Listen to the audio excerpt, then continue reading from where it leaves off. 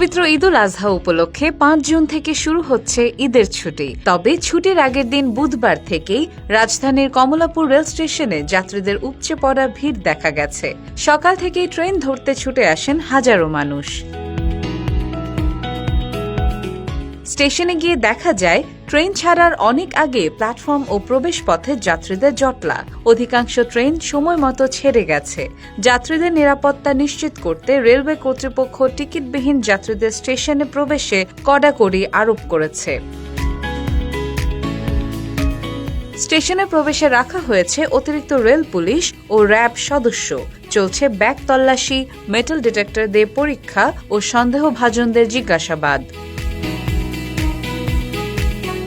Kamalapur station manager Sajidul ইসলাম জানান, ৪ থেকে ৬ June পর্যন্ত যাত্রী চাপ সবচেয়ে বেশি থাকবে। এবারের ঈদে প্রতিদিন চলছে ৪৩টি আন্তনগর ট্রেন, যেগুলোর মোট আসন ৩৩,৩১৫টি।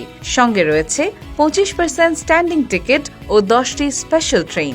সব ট্রেন সময় মতো ছেড়েছে এবং যাত্রীরা নির্বিঘ্নে গন্তব্যে রওনা হচ্ছেন।